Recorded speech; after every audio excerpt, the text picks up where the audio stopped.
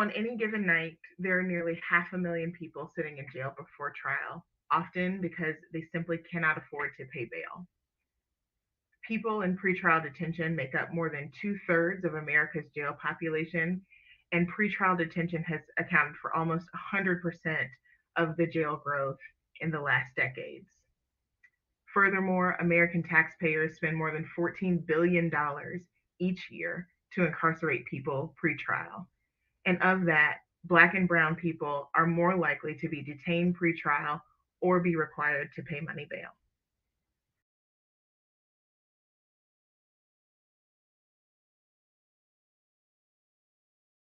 Be known.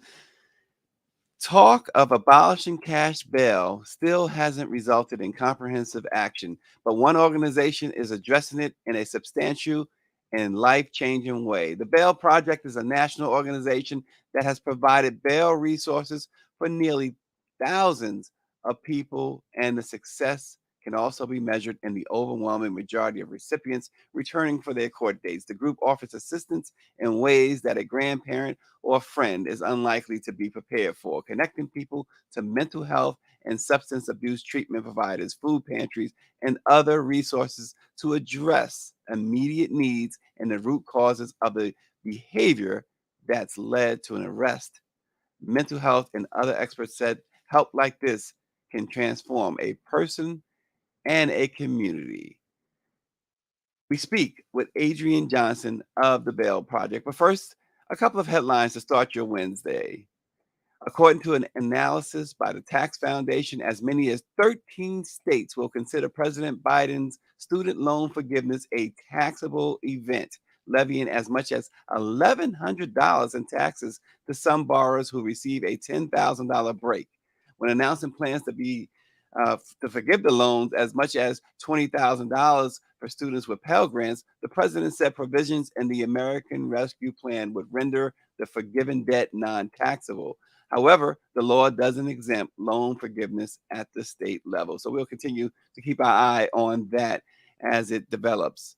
Also in Mississippi, Governor Tate Reeves declared a state of emergency, saying a water crisis in Mississippi's largest city threatens critical needs and has no end in sight. While residents are accustomed to water challenges, the current shortage of safe running water is particularly dangerous, the governor said. He says this is a very different situation from a boil water notice, which is also a serious situation, which the residents of Jackson have become tragically numb to. Until it is fixed, the governor says it means we do not have reliable running water at scale. It means the city cannot produce enough water to reliably flush toilets, fight fire, and meet other critical needs. It's another situation that the Black press will continue to monitor. Now we turn our attention to the Bail Project, an organization that's working to eliminate cash bail and is making sure to help as many get out of jail immediately. We speak with Adrienne Johnson of the Bail Project, and here's what she has to say.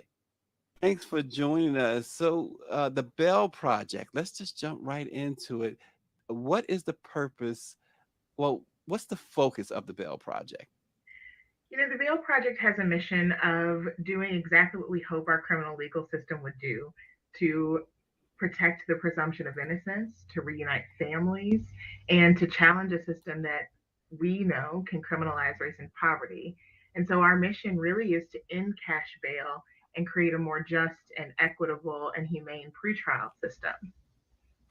Yeah, and so how did the Bail Project get started?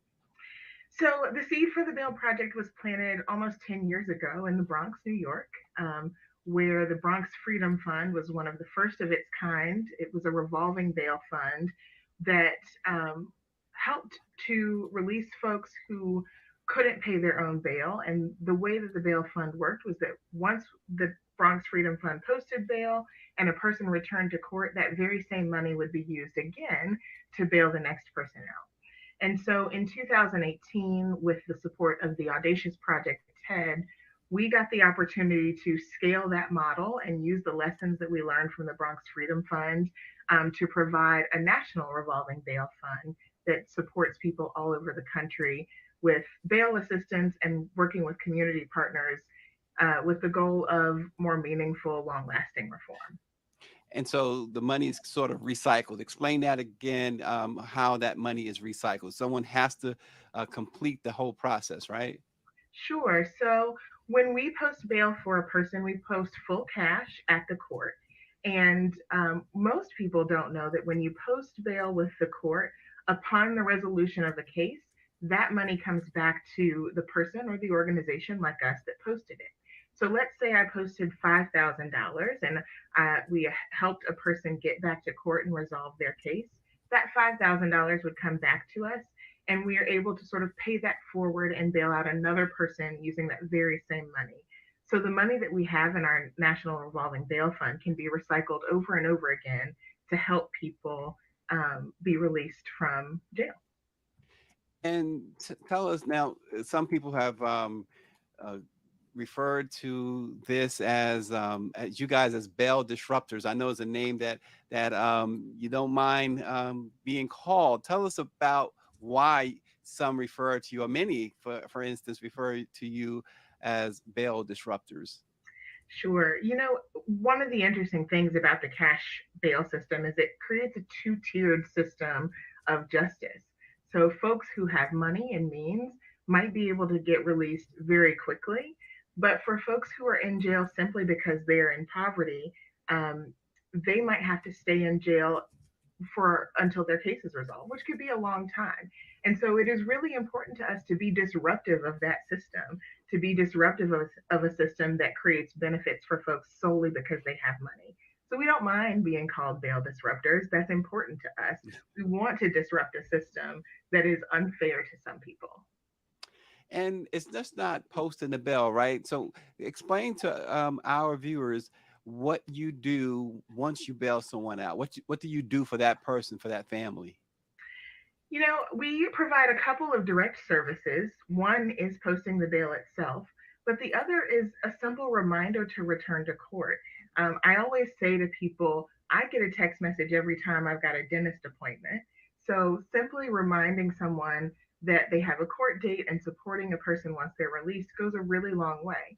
But we go even beyond that. And we ask each of our clients if they have needs in the community, if they need support. And if a person identifies that they need assistance, whether that be with housing or substance use treatment or mental health treatment, we find and connect them to community based organizations who are interested in helping folks with the things that they need the most and the things that we know are the barriers to returning to court or the reasons that they got involved in the criminal legal system in the first place. So we are looking for community focused resources to connect our clients to help them live more successful lives and to return to court successfully. So is there, if there's a substance abuse problem, if there's some sort of other health or mental health problems, you kind of put the individual or individuals in contact with uh, where they can get help. We do. We are not those service providers ourselves. We think it's really important for communities to lead in that way, but we do a lot of work in finding the resources in the community to help connect our clients. Now, people, there's always cynics, and they say, "Well, you're doing all of this. What are you getting out of it?" Um, Talk about that aspect of it. Answer that question. Sure. So what I know, and I should say my background is as a public defender. So one of the reasons that I got into this work was because I could work as hard as I could for a client, but the one thing that I couldn't do was pay bail for them. And the one thing that I couldn't do was get them out of jail myself. And we know that on any given night, there are about 500,000 people in jails pre-trial in this country. And so what we get out of it is we are helping to collect data and human stories to help drive the mission forward to create meaningful policy reform all over this country. And so our goal is two pronged. One, that there is an immediate humanitarian crisis that we need to address. There are people in cages simply because they can't afford to be released. But also, we're forward looking and thinking about long term policy change and advocating in the community. And so, what we get out of it is the ability to take the success of our clients and demonstrate to other folks that money is not necessary for folks to return to court.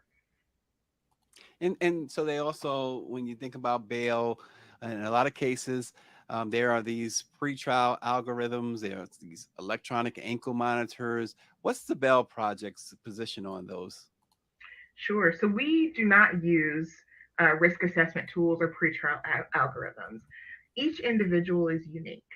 Each individual has certain circumstances that delineate them from the person next to them. And we don't want to perpetuate a system that treats a person like a number. We aren't predicting risk for our clients. We are getting in with them, understanding their needs, and addressing their specific needs. Because we can't be a predictor of what will happen in the future. What we can know is what our clients tell us about what their needs are. So our model is to use an individualized needs assessment where we go in and ask each person what support they need in the community, and we do our best to connect them to those supportive services.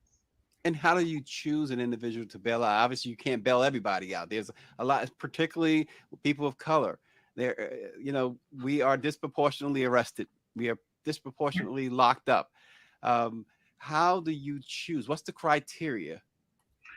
So we take referrals from everywhere, from public defenders' offices, from family members, from loved ones who are unable to help either their clients or their family member get out of jail. There's a referral process for that. And then we go through each referral, and what we're really looking for is, are we able to be supportive of that person's needs? So we are really truly getting down to the individual level. There is not a hard and fast criteria that we're saying, if you check these boxes, we will bail you out, because each person deserves an individualized assessment. And we try to do that. And so there has been some pushback against the Bell Project and what you do. Even there's an Indiana law, I believe it was, that was targeting what you do. Over they raised the issue of the Constitution. What do you say about that? And if you can fill us in, if you are up to speed on that Indiana case, perhaps you can fill us in. Sure. One of the things that I think about a lot when we're thinking about reforming decades, centuries old systems is that systems don't go down without a fight, um, especially systems that are unjust, right? So we expect and acknowledge that there will be pushback, because what we're doing is new and it is different and it's challenging the way that we have thought about the pretrial system for years and years and years. We expect there to be some pushback. Um, One of the things that I think speaks for itself in all of our work, and certainly in Indiana, is when we look at our data overall, overwhelmingly our clients return to court. Overwhelmingly, our clients are resolving their cases. A, a significant number of our clients are having their cases dismissed outright. And so that's really what I want people to turn their attention to, because we always will talk about one case, but the Bail Project has bailed out 20,000 people, and overwhelmingly, our clients are supported, their needs are met, and they return to court. Yeah, and I saw a report too. I think it was a great story done earlier this year, NBC News, I believe it was, on Black mothers, how cash bail is keeping Black mothers stuck in prisons. When you think about that, and I think they titled it Paying Ransom for Freedom, it seems like there is a ransom, because doesn't the criminal justice system say you are innocent until proven otherwise? Right. And what's interesting is, um, people are told, and what we learn as a bedrock of our criminal legal system is, you are innocent unless and until the state, the government can prove beyond a reasonable doubt that you are guilty. And the interesting thing is, for folks without money, they sit in jail and experience the disruptive nature of jails. Jails harm. Jails don't heal people. Jails disrupt families. And so for folks without means, they're experiencing all of that punishment while being presumed legally innocent. Yeah. And so we think about, but we know that Black and Brown people are more likely to be detained pretrial or have to pay money bail. And so when we think about who is affected, it is overwhelmingly Black and Brown folks and overwhelmingly folks who are poor. Yeah, and you've had to also, going back to the Indiana situation, understand there was a misinformation campaign, if you will, and that led to the House the House passing Bill 1300, and Governor Holcomb actually signed the bill into law on March 15th, and it went into effect in July, or at least it was scheduled to go into effect into in July. How do you overcome those obstacles? I think one of the interesting things about the misinformation is people fundamentally misunderstand bail. We don't set bail. The Bail Project doesn't set bail. It is a judge that has made a determination that a person is eligible for release, right? And it is when we decide to intervene, when we intervene, it is simply because after a judge has decided that a person is eligible for release, they didn't have the resources to pay for a bail. And so we stepped in to help. The result would be the same if it was their grandmother, if it was a bail bonding industry, a bail bonding company, or us, right? It doesn't matter who paid the bail. The judge determined that that person was eligible. So, one of the things that I think we do when we are trying to overcome this information is really try to make sure that people understand what bail is, what the purpose of bail is, how we post, and how we are assisting people. And we do that, like I said, by really thinking about and sharing the stories of our clients, the data that we are able to collect from the number of our clients that have been able to be helped. And it is really the power of the human story, the real stories of people who were locked up pre-trial, that can help combat that. Yeah, I also understand. I believe in Chicago, you guys have also done some great work there. You're helping people who are while they're awaiting trial, not only with the addiction treatment, mental health help, workforce training, and now you're adding something else to the mix: housing. Tell us a little bit about that and how it's coming together. Yeah, that's really exciting. Our model we like to call community release with support. And what we do is help provide clients with the things that they need in their community to be supported. And so, what we're doing in Chicago, Illinois recently passed the Pretrial Fairness Act. And what that act will do is eliminate cash bail statewide starting in 2023. So we want to get a head start of what it looks like after cash bail. And so, to support this effort, we invested in a pilot program where we are partnering with the Lawndale Christian Legal Center. And folks will be connected once they arrive at the jail. They'll be interviewed and connected to services like employment, mental health, substance use, violence prevention, medical care, but most importantly, housing. Right. So what we know is that unstable housing leads to involvement with the criminal legal system very often. And so, what this program will do is start to provide the services pre trial that help to make a person's life better. And tell us about these houses. What type of houses? What's the ceiling, if you will, on what the defendant, if you will have to um, pay? So I think that there's going to be an assessment, but the plan is for low cost and no cost housing with the support of other organizations who are willing to jump in with us and start tackling this problem. But it all starts with assessments very early, the minute that a person reaches the jail, so that we can identify what needs they have.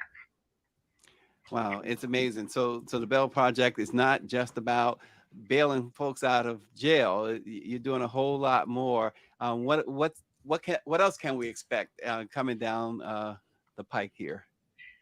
We have been thinking about one of the things that's been really important to me. I'm based in Atlanta, and one of the things that has been important to me is when we think about how we grow or how we are moving into new jurisdictions, it is really easy to go to the places where there's already an appetite for bail reform. We're starting to think about going to the places where it's harder to work. What we know is that if you take the 10 states with the highest rates of pretrial incarceration, 7 of those are in the South. It's harder to work in the South. And so we're starting to think about expanding and growing into the places that might need a little extra push, might need a little extra information. And so what you can expect is us to grow into the southern states. We've opened some sites here in Georgia and in Florida, North Carolina. We've got a partnership, a great partnership in Louisiana. And that's what you can expect to see from us next. And how does one get in contact with the Bell Project? You said it's by referrals that you choose, but do they need to alert their attorney or their public defender, or is a way family members can reach out? Do you have a website? Getting in touch with us is really easy. If you go to bailproject.org, there's a banner that says, "Do you need help paying bail?" All you have to do is click that link, share with us which loved one that you are connected with that needs help paying bail, and that's how you get referrals to us. Wow, so it's not just they don't just have to wait for an attorney or someone in the legal system to reach out on their behalf. No, family members, friends, community members, community organizations, anyone can send us a referral. And someone's always checking those Yes, referrals. yes, they come right directly to us. Fantastic. Adrienne Johnson of the Bell Project. We certainly appreciate you dropping in on Let It Be Known today. It's really an amazing program, and we certainly wish you the best going forward. Hopefully, those who need to know about it will find out about it, because this sounds really important. And once again, what's the website, Adrienne? Bailproject.org. Bellproject.org. Thanks for joining us here at Let It Be Known, the Black Press of America's flagship morning program.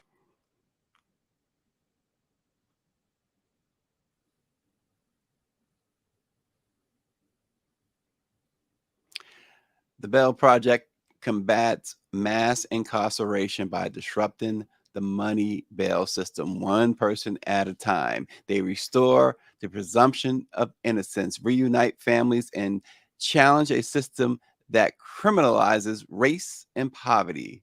They are on a mission to end cash bail and create a more just, equitable, and humane pretrial system. Congratulations to all the great work that they do.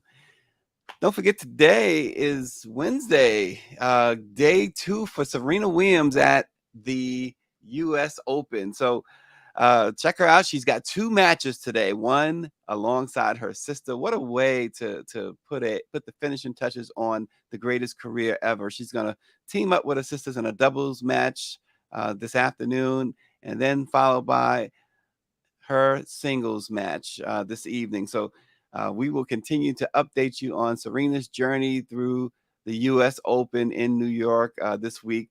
They are flooding into the area. There's so many celebrities. We saw Mike Tyson.